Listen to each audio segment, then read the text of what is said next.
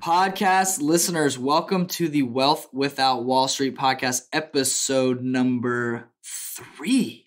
Wow, we're chugging along. Today we are covering some awesome stuff, including all lending ideas. Stay tuned.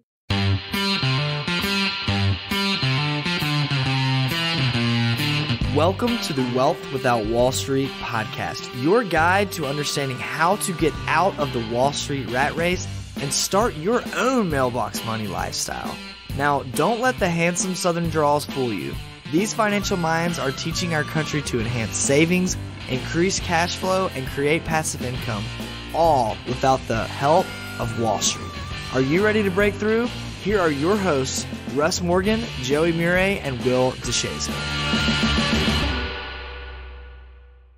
Wealth Without Wall Street listeners, this is Will, your money millinovator, and I am sitting here with your two hosts, Russ Morgan, founder of Everlight Financial, and Joey Muré, the stallion, aka real estate coach and founder of Blueprint Financial Partners. Guys, how are y'all doing this morning?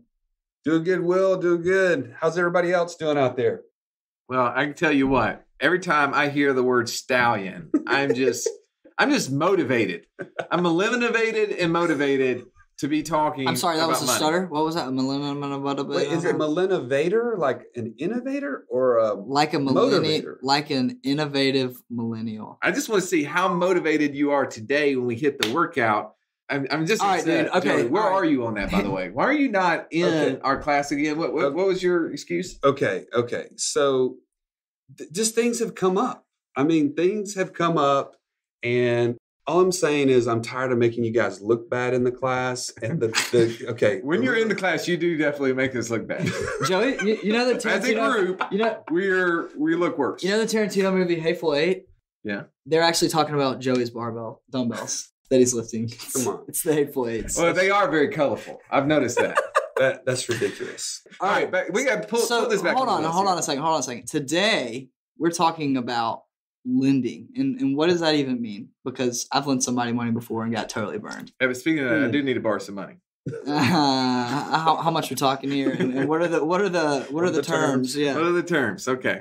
Well, I could give you plenty of examples, but we are going to be talking. Today's podcast is going to focus on lending, and more specifically, commercial lending.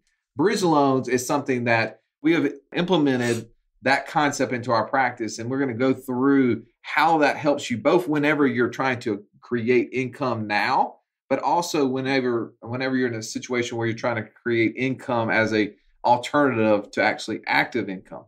But before that, I think it's important really to kind of give an overall view of lending, because lending is the one institution in the world that really never goes out of business, right? I mean, we are always in need of cash. Hence the reason the nicest and the prettiest of buildings in every town, regardless what town you're listening to this, is that the banks. The banks are always the biggest and the nicest of buildings. And what are they doing? They're lending money. That's right. And just in light of what we've always been talking about in terms of money, is that there's this idea of becoming your own banker.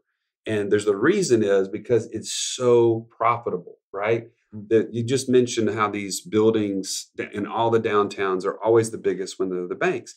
And it's because of leverage. It's because of utilizing cash, in many cases, someone else's cash, to create a return. And so I think it's so critical for people to understand this. We want to just cover some basic ideas, even share a couple of stories of some failures and some wins, right? So you will be mentioning some failures. I like to hear that because I fail each and every day. There's something to be said about learning from failures, right? So hopefully these guys may not do the same thing. We're going to fail forward today. Okay? That's going to be the That's good. But we're looking, I mean, what's our purpose? Our goal is to get outside of the mindset of Wall Street, right? That's right. We've got to think differently, where really, if we're going to think differently, we got to think where are people with wealth putting money and what are they doing with it? And if we understand how banks operate and how they build wealth for themselves and their owners through lending, then I think we really need to dig into that. So let's start off real quickly with peer-to-peer lending, because that's become really, really hot of late, right? I think you've been doing even some research on one of the big crowdfunding lending institutions, Fundrise. That's right. Yeah. And in fact, I can't pretend to be an expert in what they do and how they do it, but I can tell you that they're obviously turning some heads because they're just about to do their IPO. And they started out with a maximum of $10 million that they were going to raise. And in the first day, they had to put it on pause. Wow. They had that many people interested to buy. There were $5 a share. You had to have $1,000 minimum, but they had to up it to 15 million. And now if you go to their website, literally it says paused. Well, so basically Fundrise is a crowdfunding source. What they are doing and where they made their niche is they're allowing people with small investments as little as $1,000 to invest in commercial real estate. That's right. Which commercial real estate, historically, you've had to have large capital. Typically, and even in situations where we help our clients, they have to be accredited, meaning they have over $200,000 a year in income or $1 million in assets, and they have to put in a minimum of $100,000. Well, Fundrise and other institutions like them have made these small, what they call micro loans, where they basically group large amounts of people with small amounts of loans to go fund big projects. And boy, they have been, it sounds like they're doing unbelievable. You said that they had to pause and then they grew even bigger than that. Yeah. And if you literally go on there right now, it says this thing is paused. So, what the future holds for them, who knows? Yeah. But I think the key to it is the barrier of entry is so low. And that's where I think, just to give you a couple of ideas. Again, some of these are good, some of these are bad, but there's always opportunities around that where someone may not fit the mold of just a traditional bank in the way of their lending needs. And so just recently, I had a girl that runs a retail boutique and she needed to go to Atlanta to get, some inventory. She's waiting on a tax return. Okay. Now, some of you may be a little bit concerned to figure out lending has this kind of connotation in many people's mind of it's a little scary. Like, what if you lose it? Seems like a risk. Right? Well, so are you taking collateral on the shampoo bottles, or where are we at on that? This is not a Bed Bath and Beyond, is it? Okay, this is going to be the first example of what not to do. Okay. So let's harp on that. What not to do. Okay. The key to any lending is collateral. In this case, I had a little bit of a bleeding heart situation here. I'm not going to lie. And how did you meet this individual? Well, okay. So this is my gleaming hope here. Is she came as a referral from a very trusted friend who would have done it himself, but didn't have the money at the time. He did not want to lend her the money. That's basically what happened here. All right, y'all are going to have to stay tuned, okay? But I'm praying that I'm going to be able to share with you in a couple weeks how this was a great investment for me. However, it made totally better. So this is a peer-to-peer loan. This is This is where you're truly lending against nothing. And you're taking the word. Okay, she's got a tax return coming. Okay, that's right. That's tax return in the mail. It's a refund. Are we now betting on the government to pay off? They've never defaulted. They're good for it. Okay, they're good for it. That's right. Well, let's move into really what I would think would be a little more secure loan would be hard money lending. That's when we're truly lending our dollars against some hard asset. Like for instance, this past year. We had an individual that came to us, a business owner in a kind of cyclical business where they were in the downturn, where they were going through the 2 to 3 month cycle where businesses was not quite as good. They had underestimated their need for money. They had a $30,000 asset, which was actually a Suburban. It was a new vehicle with title, and they came to us and said, "Hey, I need to borrow $10,000." And I have the title to my $30,000 car here. Right. So that would be a hard asset, something that if in the event of non-repayment, we could take title of. I've actually repoed cars. If you've ever watched any of my blogs. Wait. mention that because I think those are hilarious. Well, and what you used to do. I went right out of college. My first job actually was working for a company called Enterprise Rent-A-Car. And I'm telling you, I was ruthless when it came to getting cars back. And there was times, sometimes you rent cars to unsavory individuals and you have to go knock on some doors. You have to go in some parts of town that maybe normally you wouldn't go into, but I'd go in there willingly and go get my car back. And I actually repoed a car from a Ruby Tuesdays on Sunday when the guy was pulling into work with my wife. So wow. Not as a repo man, as an enterprise branch manager. Yeah. Well, I'm telling you, I'm all about the money, right? So hopefully you guys are not going to have to be going and repoing cars. No. But I knew that if I needed to pull that off, I could do it. Right. So The hard asset here, though, is what we're going after, is that typically we would tell people when you're in a lending scenario, collateral, collateral, collateral. How about second collateral? How about third collateral?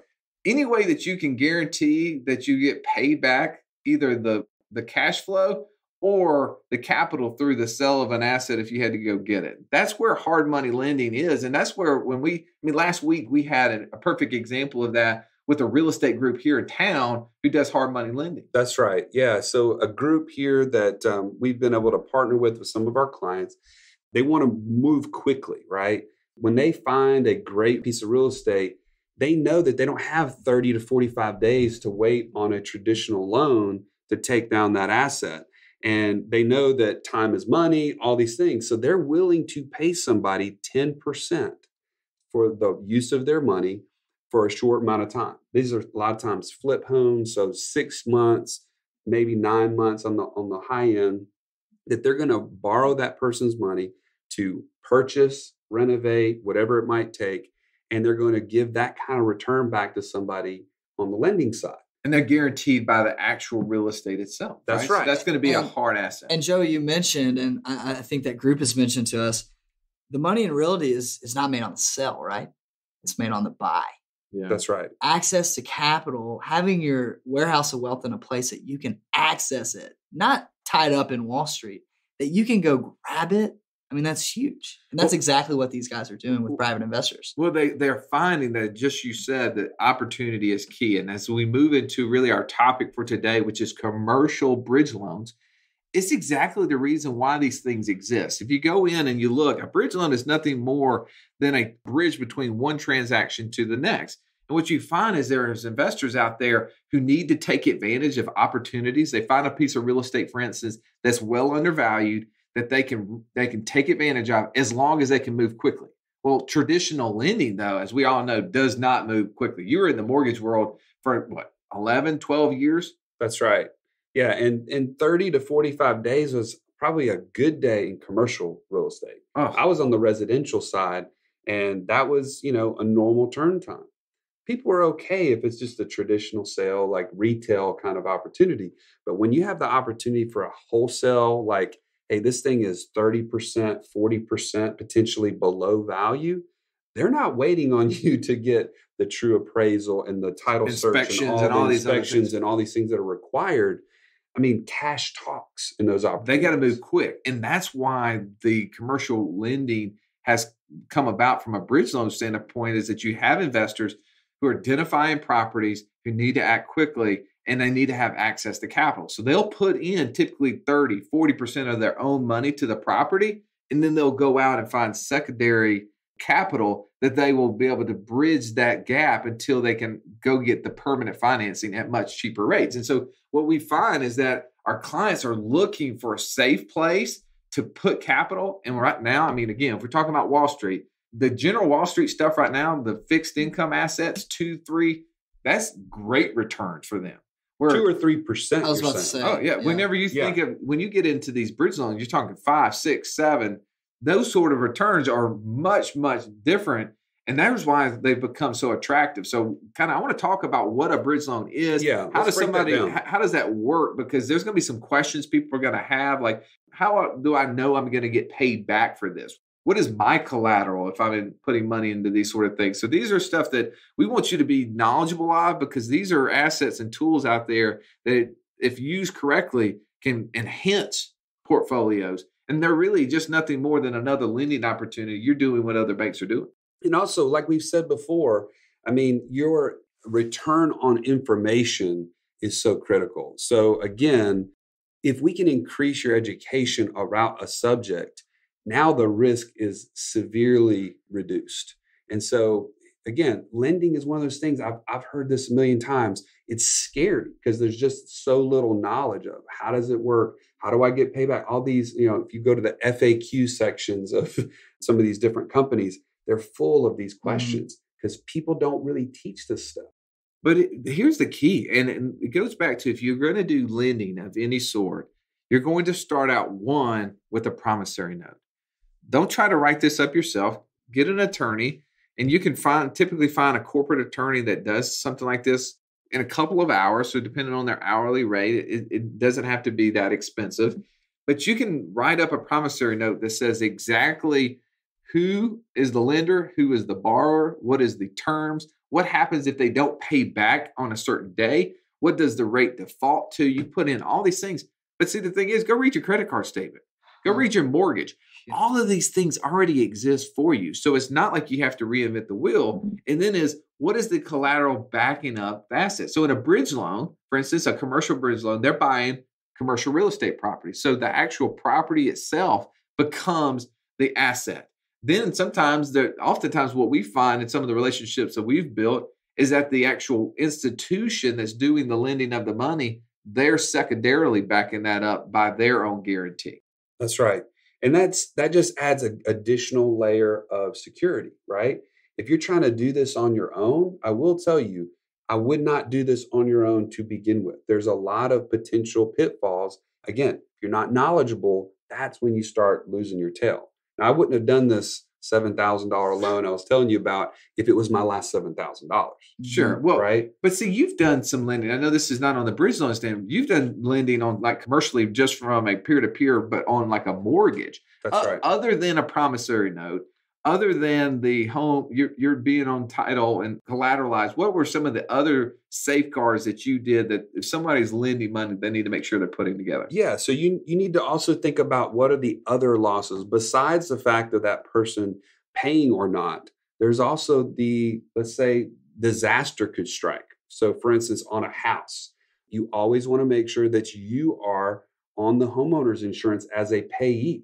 Because if something were to happen to that house, whether that, the borrower had anything to do with it or not, you need to be covered in the event of what you've got in it, at least. So making sure that you're on the homeowner's insurance is critical.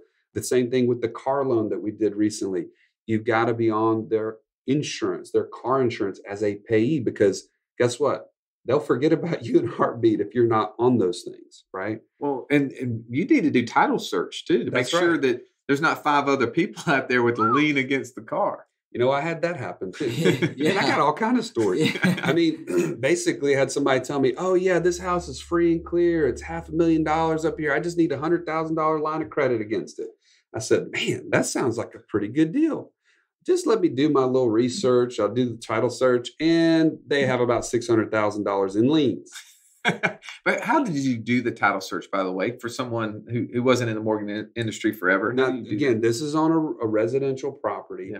You can contact any local title company, and they will do that for you for nominal fee, just especially as an initial search. Maybe $75, $100 for that. So very easy to find somebody that would be willing to do that. All right. So bringing this back to commercial lending, bridge loans in specific, why would somebody want to put money and lend it in a commercial bridge loan? What would be some of the advantages that you're seeing, Joey, out there as opposed to other traditional financial products maybe they're putting their money in?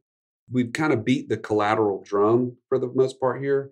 But I think if you think about it, there's actually a physical piece of property that your money is tied to. Nothing. Wall Street, you got thin air. You've got numbers on a screen. You've got, paperwork somewhere that doesn't allow you to have any sort of tangible thing. I think that's why it's attractive. And people are looking for that now. Well, and not to mention places to store money. I'm seeing in the millennial market, how exciting is a CD and a savings account right now? You want to talk about getting fired up, going to the bank, getting yourself a lollipop, leaving with your kid having a lollipop, and a nice money market or CD, right? That's doing it for people for sure. I actually heard I went to a banker and I said, man, what are your CD rates right now? And they said, oh, we don't do those. We just tell people to leave it in their checking account.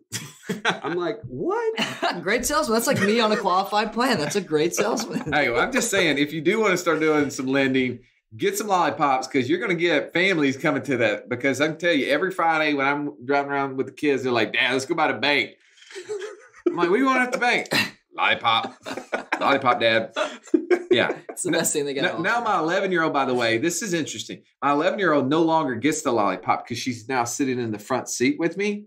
And I guess they technically say if you're in the front seat, you don't qualify for a sucker anymore. Oh, Yeah. So she's being thrown out. Hey, now move her to the back. I don't have kids, but I do have 2 dogs. And I was in the car a couple days ago dropping off a check at the bank. And guess what? Not a lollipop, but a dog treat. So step up your game in the peer-to-peer lending industry and get you some lollipops and dog treats. Nice. And here's the thing is that I know that if we're trying to find leverage, and we've talked about this and we'll talk about this further, how we borrow against other assets that we own at 4 or 5% interest rates.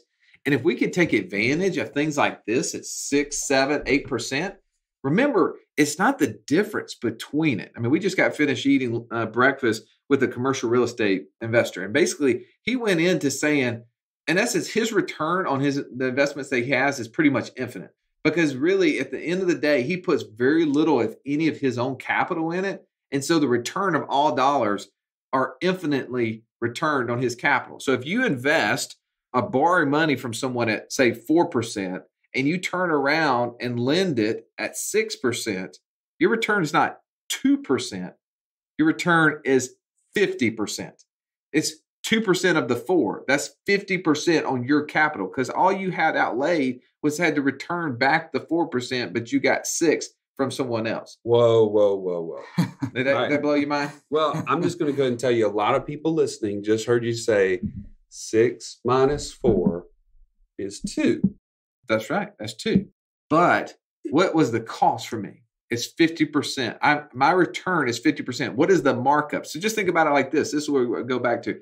If I could buy a hammer for $4, am I going to sell it for $4?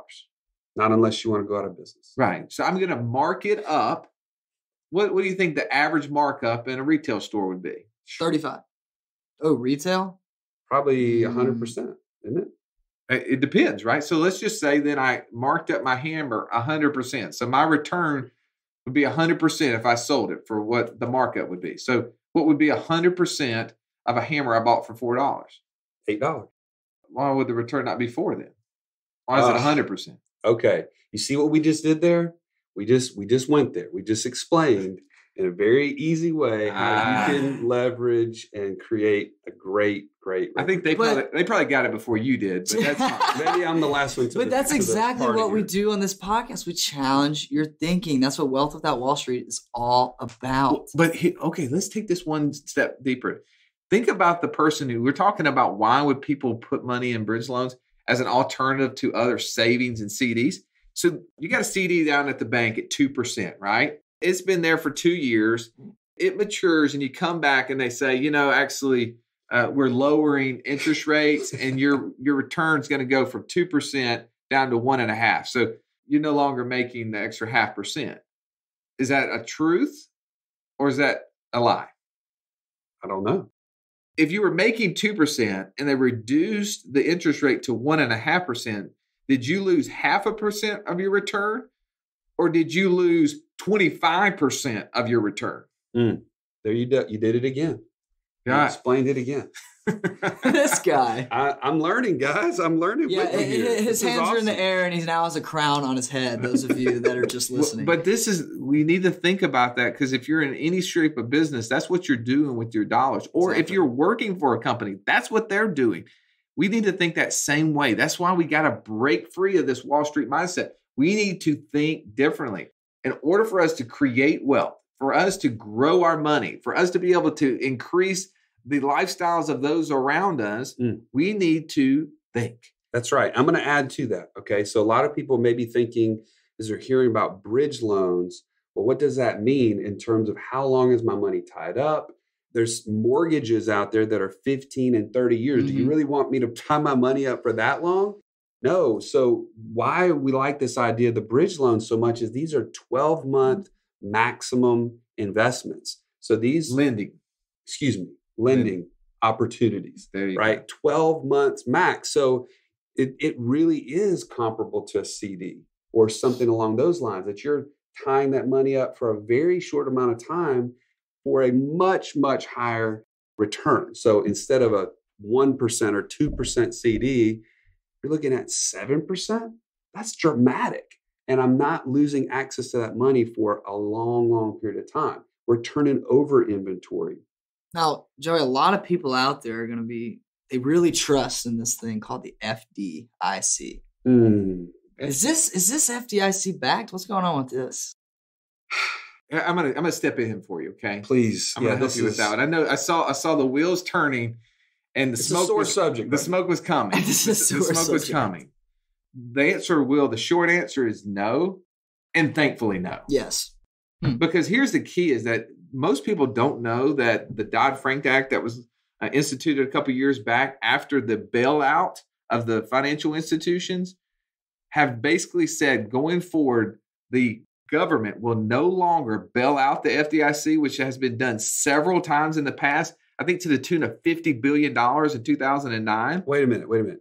You said they bailed out the FDIC. No, I thought you said they're bailing out the banks. Oh, no. Stuff like that. No, the FDIC is the one supposed to be insuring the deposits at the banks, right? Up to $250,000. Yeah, but who is ultimately backing up to make sure that happens? Well, in the past, it was you and me. It was the taxpayers. Now, everybody goes to government, but we don't realize the government is us, right? We're the ones giving them the money. But now the new Dodd-Frank Act says, no, that will no longer happen.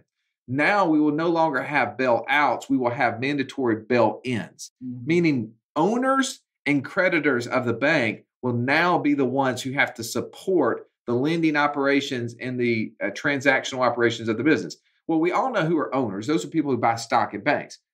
Would you like to have a guess of who the creditors of a bank are? Let's think about that for a second.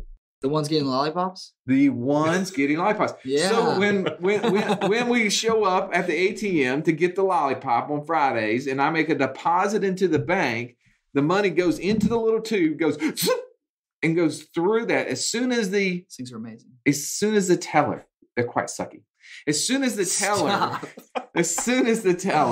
gets that money, it's no longer my money. That's a loan. It is the bank's money. Yeah. Ownership has changed hands. Absolutely, it's changed hands. And most people don't even think about it that way. But now I have become a creditor to the bank. And now in the event of a catastrophe, which I'm sure would happen. I mean, 250 banks haven't failed every single year for like the last 10 years. Oof. But in the event that they were to do that at a greater rate, the federal government has basically said no longer can the taxpayer bail them out. Those with money in the banks will be bailing them in. Man, let that marinate for just a minute. Don't, because this is supposed to be a happy moment. This podcast is not meant to make you sad. So let's go back to why are we looking at other opportunities? Let's take advantage of ways that we can actually create wealth for ourselves. And here's the last one I'm going to throw out there, because there's some of you who are entering retirement, are already into that phase. Or maybe you're sharing this with your parents who are trying to find ways to create income in retirement. And there's lots of financial institutional products that exist out there that try to fill this void. But right now, interest rates are really, really low. Super 1, low. 2, 3%. We've already beat that up, right? Well, how about if we had a product that didn't tie up our capital for more than 12 months, but did provide income to us at 6, 7%? Think about the opportunities that exist. So if you're in retirement or you're looking for that, bridge loans are one of these things you need to be looking into because they really are filling the void. And remember, it's a win-win because the person ultimately paying the interest rate on the other side of this is buying a piece of property at a very discounted rate, and they are benefiting off of it. They're making money. Now, they are absolutely wanting to pay back the property as quickly as possible so they can go get a traditional note at much cheaper. But for us, as the person lending money on the other side of this, it's become very popular. It's become something that I encourage you to seek out and look into as an alternative to Wall Street. And for the income purposes, right? And I think just to kind of cover something very, very basically, but the Monte Carlo idea is that you can take off of a traditional... Oh, no, Monte Carlo, that's what I used to drive when I was like in the 80s, right? Yeah, we're not talking about that. I'm not lending against that thing. The casino, that is. But the Monte Carlo idea is that between 3 to 4% of that you can withdraw out of an asset and last the rest of your life. Oh, you're talking about Monte Carlo simulations that are done by all these calculators that are basically saying that you can take out no more than 3 to 4% of your portfolio. That's right. Those Wall Street calculators. Exactly. So What if you could double that? How much greater would your life look like in terms of your cash flow for the remaining of what you're trying to accomplish? No, you're absolutely right. If you're interested in what he's talking about, there was a study called the Trinity study that actually went into the details of how much someone can withdraw against an asset and have it last 20, 30 years based upon a given market cycle using all those simulations. That's great stuff. Well, I think we've hit this. I think we've really drilled in on lending. And I do want to come back to stories in the future. I want to hear in a couple of weeks about this, about the shampoo that you own. And I want to see, do you have your kids shopping this out on the corners, or did you get paid back the return just on the lending operation of it? I will keep you posted. Okay. Well, guys, this has been Wealth Without Wall Street, episode number 3. And do not forget to subscribe to the podcast. I mean, you're going to be able to hear about Joey getting a tax return from some woman and having shampoo traded back to her. That's ridiculous. So subscribe to this podcast, guys, for all things fun. But also, we're going to be teaching a little bit next week about something that the majority of our listeners nationwide are going to have no clue as to what we're talking about. And it's life insurance, but it's in a totally different perspective.